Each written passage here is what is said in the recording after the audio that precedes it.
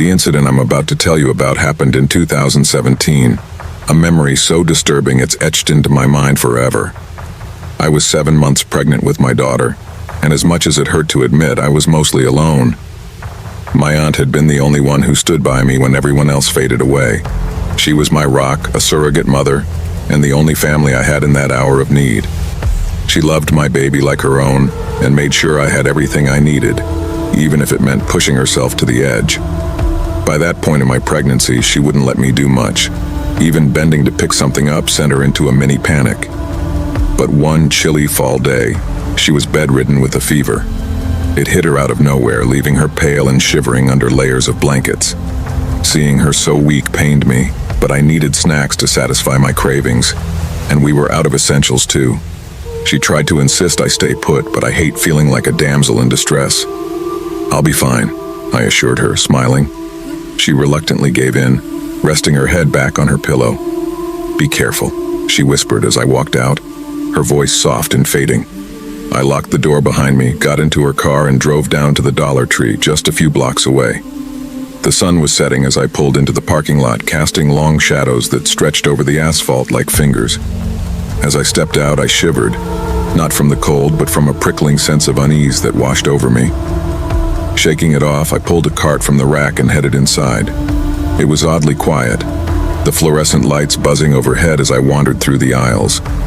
The silence was almost oppressive, making every sound echo. A slight creak here, a faint rustle there.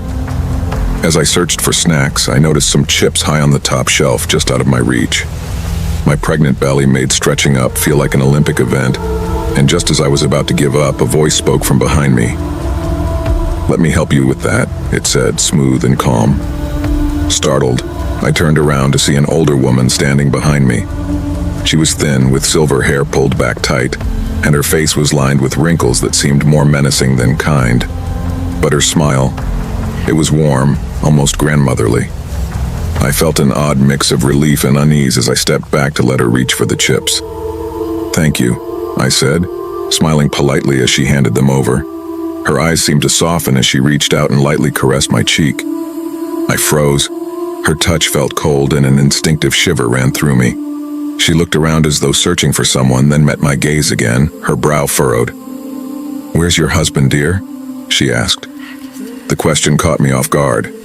I don't have one," I replied, feeling my cheeks flush. "Oh," she said, eyes widening. "Then, the father of your child?" "He's not in the picture," I said, trying to keep my voice steady. The woman's expression changed, her brows knitting together as though she were genuinely concerned. "Oh dear, you shouldn't be roaming around alone in this condition," she said softly. "It's all right," I reassured her. "My aunt takes care of me. She's sick today, that's why I'm here." She nodded, but her eyes darted around the store as if she were checking to see if anyone was watching. "How long have you been living with your aunt?" "A couple of months," I answered, my voice growing wary. She continued, "And what about your parents?" The questions were piling up, each one feeling more intrusive than the last. Something about her probing made my skin crawl, but I told myself she was just a concerned old lady. Her questions felt relentless, though. I tried to excuse myself, but every aisle I moved to, she followed, her presence like a shadow that wouldn't go away. I answered a few more of her questions, feeling uneasy, but still too polite to outright ask her to leave me alone. Then her expression changed, her eyes becoming distant, almost glassy, and her voice took on a tone that sent chills up my spine. "If I was your aunt," she whispered, "I would take much better care of you than she does." Something inside me snapped to attention. I stiffened, suddenly hyper-aware of every movement she made. "She's taking great care of me," I replied firmly, trying to keep the irritation out of my voice. "Are you sure?" she asked, her voice soft but insistent. "After all, you're here, alone." I felt my pulse quicken. Her questions were no longer veiled in concern. They carried an edge, a judgment, as though she were disappointed in my aunt's guardianship. She kept pushing, her words poking at me, and every instinct screamed at me to get away. I began moving faster, hoping she'd take the hint. But she didn't. She followed me again, closing the distance with a creepy smile stretched across her face. "Why don't you come with me?" she asked, her tone casual, like she was offering me a ride home from church. I have a big farmhouse on the outskirts of town. Trust me, you and your baby would have the best life there. Fresh air, space to grow. My heart raced. Excuse me? She leaned in close, her voice a mere whisper. I could take care of you and your baby better than anyone else. Panic rose inside me, clawing at my throat. I need to get home now, I said, gripping my cart tighter. Oh, then let's go to your place first, she cooed, smiling wider. You can gather your things and I'll take you to my place. Every fiber in my body screamed danger. My heart pounded and I yanked the cart away from her, her hand brushing mine as I did. She looked shocked, but I didn't care. I took a deep breath and spoke through gritted teeth. I am not interested in going anywhere with you. My aunt takes care of me just fine. Please leave me alone. Her face turned serious, and for a moment something dark flickered in her eyes. She looked down, then met my gaze with a grin that was nothing short of sinister. But what if something happens to you? She whispered, her voice laced with a chilling intent. Your aunt isn't here, is she? Life is unpredictable, you know. What do you mean? I stammered, feeling my hands start to shake. Stay away from me, I'll call the cops. With that, I stormed off, refusing to look back. I didn't care who saw my fear. I just wanted to escape. After what felt like an eternity, I reached the checkout line, looking over my shoulder constantly, but she was gone. I didn't see her anywhere in the store. One of the employees, sensing my distress, offered to carry my bags to the car. I agreed, grateful for the help. He wished me a good day and walked back inside, leaving me alone in the parking lot. I exhaled, telling myself I was overreacting. But just as I was about to get in the car, a wave of panic hit me. My bladder screamed for release. Pregnancy had no mercy. I couldn't drive like this. I eyed the restroom in the parking lot, a small, grimy building to the side. I didn't want to go back into the store, fearing I'd run into her again, so I opted for the parking lot restroom. I made my way over, pushed the door open, and went into the first stall. As I was doing my business, I heard the restroom door creak open, followed by slow, deliberate footsteps. A cold sweat broke out over my skin, and I felt a prickle of fear. I tried to reassure myself anyone could walk in, but then the footsteps stopped right outside my stall. I held my breath, listening intently. There was only silence, a suffocating quiet that wrapped around me like a shroud. Then I heard it, a heavy, raspy breathing just above me. The air grew thick as I slowly tilted my head up, dread creeping down my spine. I saw a face peeking over the stall partition, the same woman. She was standing on the toilet in the stall next to mine, her eyes wide, unblinking, and filled with something dark and unspeakable. You need to come with me, she said, her voice low, dripping with menace. I'll take good care of you and your baby. Please, I whispered, my voice shaking. Just leave us alone. Do you want money? I can give you some money. Keep your damn money, she hissed, her face contorting with rage. I don't want your money, I want your baby. I gasped, my heart pounding so loud it drowned out her words. She reached her hand toward me, fingers outstretched, and I jumped up, my voice lost to sheer terror. I threw open the stall door, darted out and heard her laughing, a chilling, maniacal sound that echoed off the walls as she chased me. I ran faster than I ever thought I could, bursting out of the restroom and sprinting to my car. She followed me, her laughter piercing the evening air like a twisted melody. I could hear her calling out, "Come here. I want your baby. I'll take good care of you both." Her voice grew louder, her footsteps closer as I fumbled with my keys, my hands shaking so hard I could barely unlock the door. Finally, I managed to yank the door open and dive inside, slamming it shut behind me.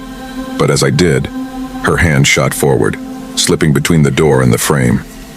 I could see the wild desperation in her eyes, her face pressed against the glass, grinning. Her fingers twisted and clawed, trying to force the door open. With a surge of adrenaline, I pulled the door with all my strength and slammed it shut on her hand.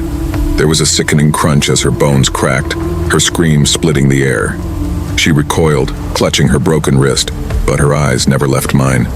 She just stood there, breathing heavily, her face twisted in both pain and fury. "You think this is over?" she rasped, her voice a low, menacing growl. "I will find you. You can't hide from me. I will have your baby." Her words hung in the air as I started the car, my heart racing. I couldn't think, I just knew I had to get away. I floored the gas pedal, tearing out of the parking lot while she stood there, watching me with those haunting eyes. The drive home was a blur. My hands gripped the wheel so tightly my knuckles turned white.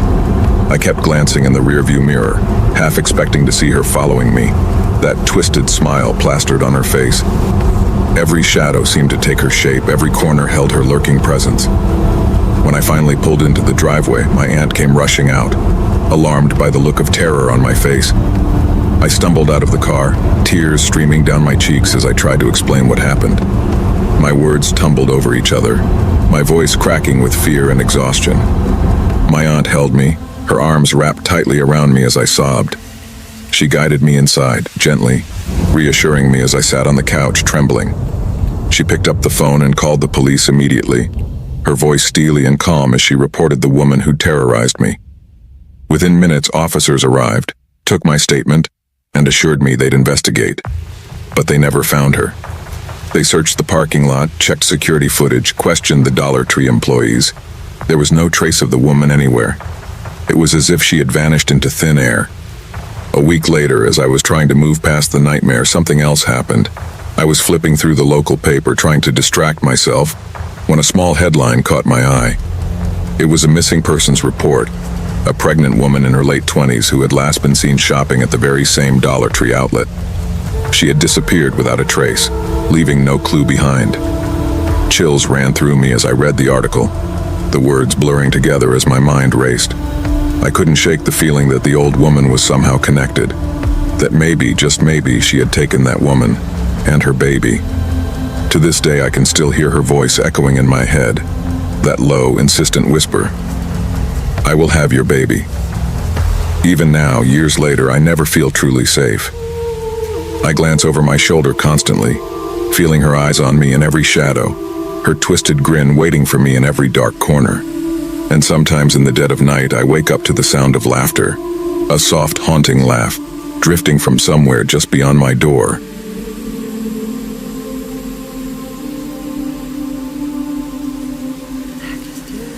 On the edge of town, where most people didn't go after dark, stood the Dollar Tree.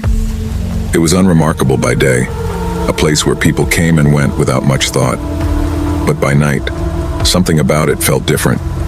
Adam, a recent college grad who'd taken a night shift job there to make ends meet, didn't think much of it when he was offered the role. His coworkers warned him that closing shifts could be strange, but he shrugged it off as idle talk, until he began working alone. It started on his first late night just after midnight. As he was stacking shelves in aisle 3, the silence felt heavy, broken only by the faint hum of the overhead lights. Suddenly, a quiet jingling sound echoed down the aisle. He stopped, glancing around, but saw nothing. Assuming a toy or trinket had just shifted on the shelf, he moved on, but the jingling returned, this time louder. It was almost like someone was gently shaking a set of keys, yet he was alone. Adam brushed it off his nerves and returned to his work. But when he rounded the corner to the toy aisle, he froze. Every single toy truck, doll, and action figure had been pulled off the shelves and arranged in a straight line along the floor, leading toward the back of the store. His first thought was a prank. Maybe the manager was testing him or someone had broken in. But as he picked up a toy to place it back, the lights flickered. In the brief darkness, he thought he saw a figure standing at the end of the aisle. He shook his head, blinking as the lights returned. The aisle was empty again. With a nervous laugh, he continued his shift, chalking it up to his imagination, tiredness playing tricks on his mind. But as the night wore on, the feeling that he wasn't alone grew stronger. Each time he turned, he felt the faintest sensation of someone watching just out of view. A few nights later, he returned to the store, determined to ignore the strange occurrences. But this time it was different. As he worked through his routine tasks, he heard soft whispers coming from the far end of aisle 5, the holiday aisle packed with Halloween decorations. The voices were faint but unmistakable, almost as if two people were having a quiet conversation. He tried to ignore it, convincing himself that he was imagining things, but the voices grew louder, more insistent, as if they were calling to him. Finally, curiosity got the better of him. He stepped cautiously toward the holiday aisle, but as he turned the corner, he found it empty. Only the decorations stared back at him, their plastic eyes hollow and unseeing. Just as he turned to leave, one of the skeleton props on the shelf tipped over, landing with a hollow thud at his feet. He picked it up, only to feel a strange chill run through his fingers as he set it back on the shelf. Adam was about to leave when something caught his eye. A message faintly scrawled on the wall behind the decorations. "Get out" was written in what appeared to be smudges of dirt, barely visible but clear enough to send a chill down his spine.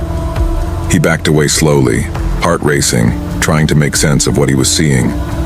The whispers had stopped, replaced by an oppressive silence that felt almost alive, watching and waiting. As the night wore on, Adam grew more paranoid. Every sound, every flicker of the lights felt like a threat. Then, as he was restocking in aisle 7, the lights flickered once more. In the brief darkness, he felt something brush against his shoulder, cold and faint like a hand passing through air. He spun around, but no one was there. Just as he was about to convince himself he was imagining things, the radio by the counter crackled to life. It was an old unit that hardly anyone used, usually left on a static channel as background noise. But this time it played a faint, static-laced melody, a haunting, old-fashioned tune he didn't recognize. His stomach turned as he realized the song was one his grandmother used to hum when he was a child, a thought that disturbed him, as she had passed away many years ago. "Hello?" he called, though he felt foolish. His voice echoed in the empty store, swallowed by the silence that followed the music. He moved toward the radio to turn it off, but the moment he touched it, the music stopped, replaced by a deep, heavy static that pulsed in and out, almost as if something was breathing through the speakers. Unnerved, he stepped back, his pulse pounding in his ears. He grabbed his phone, intending to call his manager or maybe even a friend, but there was no signal. The familiar bars on his screen were gone, leaving only a blank, empty display. A sense of isolation sank in, and he felt trapped, alone in a place that was somehow no longer just a store. Suddenly, a loud crash echoed from the back of the store. He ran to the source, finding that a stack of boxes had fallen, spilling their contents across the floor. As he began to clean up, he heard the faint jingling again like a set of keys, this time closer than before. He looked around, searching for the source, but saw nothing. Then, a flash of movement caught his eye just outside the store's glass entrance. He thought he saw someone standing under the flickering streetlight, watching him. The figure was still, its features hidden in the shadows, but he felt its gaze like a physical weight. As he moved closer to get a better look, the figure stepped back, disappearing into the darkness. His heart pounded as he returned to the aisles, trying to shake off the lingering fear. But as he worked, he noticed something unsettling. Every item he stocked would eventually find its way back to the floor, as if someone was intentionally undoing his work. It was subtle at first, just a can or two rolling off the shelf, but it grew worse as the night wore on. He'd turn his back for a moment, only to find entire sections in disarray. Finally, Adam had had enough. He grabbed his things, ready to leave, when the lights flickered once more. This time they didn't come back on.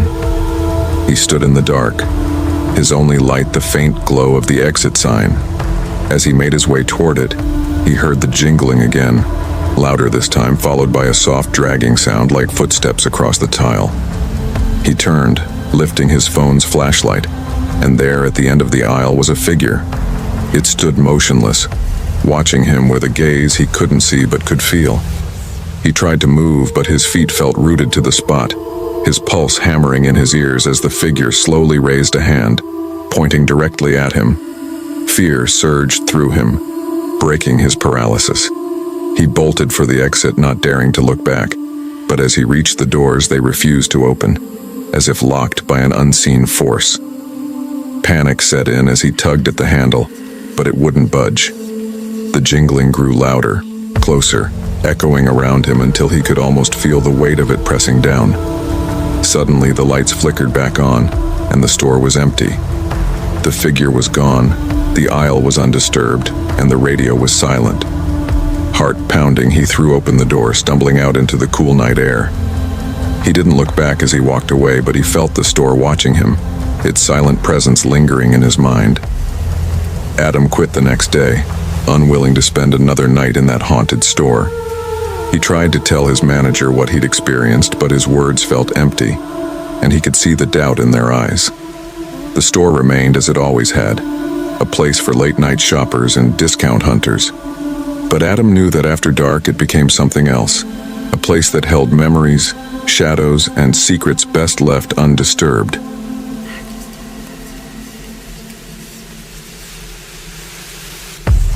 Under the glow of the streetlights, the Dollar Tree stood silent, its neon sign flickering slightly in the cool autumn night.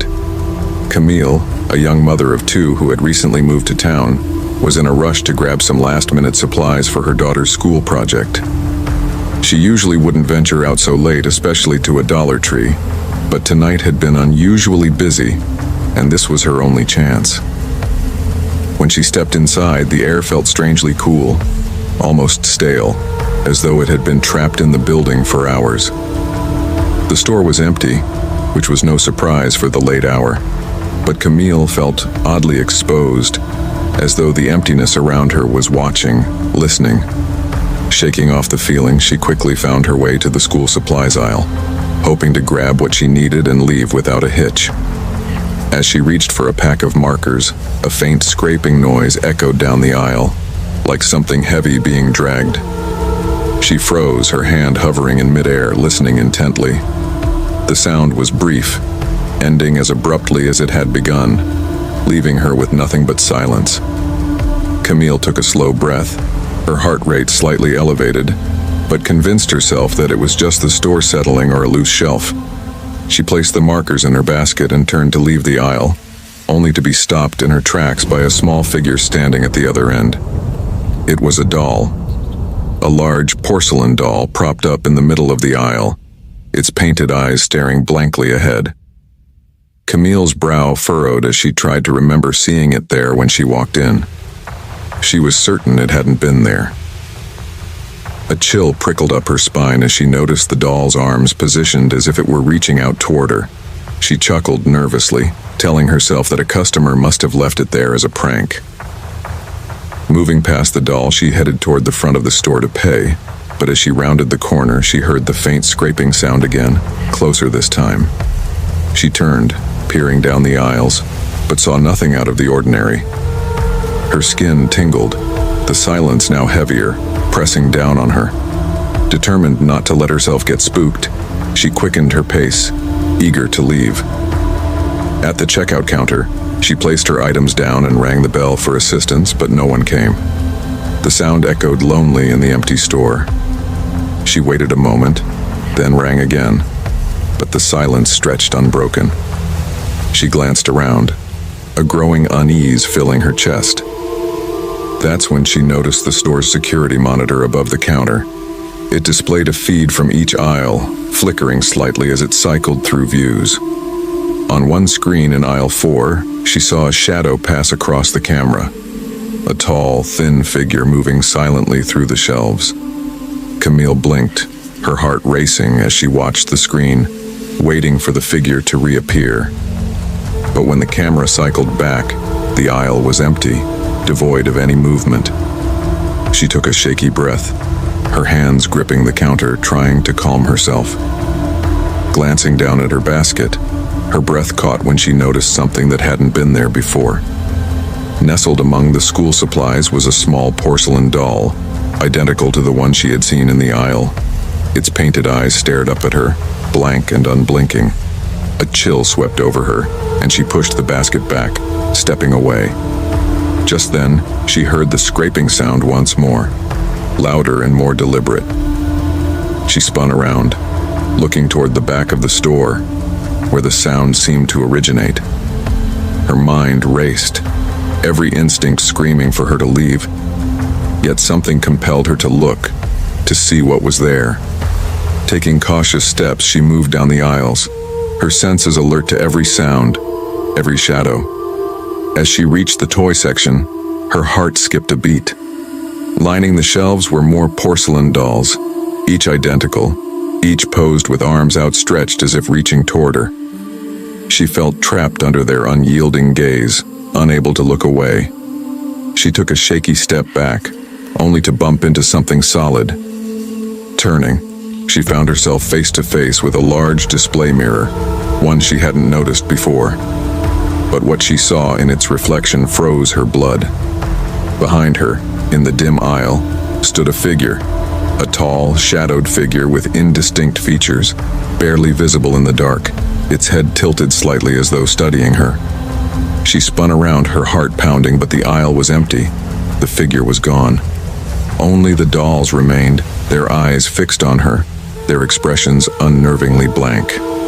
Backing away, nearly stumbling, she was desperate to escape the oppressive atmosphere. As she turned to leave, she felt something cold brush against her arm, like a hand reaching out. Panicked, Camille rushed toward the front of the store, her breath shallow and quick. But as she reached the exit, she found the doors wouldn't budge. She pulled at the handles, her hands slick with sweat, but they refused to open, trapping her inside. The silence returned, heavier than before, almost suffocating. Only escape was to find the manager, so she darted toward the storage room at the back. The lights flickered as she moved, casting fleeting shadows that seemed to dance around her. She pushed open the storage room door, finding it filled with stacks of boxes and old shelves. "Hello, is anyone here?" she called out, but her voice echoed back, empty and unanswered. Just as she was about to turn around, she noticed a piece of paper pinned to the wall, old and yellowed with time. The words were barely legible, scrawled in a messy hand. "They watch. They wait." The message sent a fresh wave of fear through her, and she turned to leave, only to find the door slowly swinging shut. Before she could react, the door closed with a quiet, ominous click, leaving her in near darkness. She fumbled for her phone, using its flashlight to cut through the shadows, but as the beam fell on the corner of the room, she saw something that made her heart race. A line of porcelain dolls was arranged on the floor, each one turned slightly, their eyes fixed on her. Backing away, her phone's light flickering, the dolls seemed to shift, inching closer. The air grew thick, each breath harder to take. In a burst of fear-fueled strength, she forced the door open and stumbled into the main store, her pulse racing. Desperate for any sign of escape, she saw an exit sign glowing faintly at the far end of the store, a lifeline in the darkness. She sprinted toward it, her footsteps echoing loudly. Just as she neared the door, she felt something cold wrap around her wrist, stopping her in her tracks. She turned, her heart pounding, but saw nothing. Only the empty aisles and the faint, distant sound of jingling, like small bells growing louder. With a final tug, she broke free, throwing herself against the door, which miraculously opened, spilling her into the cool night air. Once inside her car, she glanced at the store one last time, only to see a figure standing just beyond the glass, barely visible, watching her leave. Camille never returned to that Dollar Tree, and for weeks afterward, she would wake up at night, haunted by the memory of those cold, unblinking eyes. The store eventually closed down, its windows dark and silent, but the whispers of what she had seen lingered, the shadows of that night following her, even into her dreams.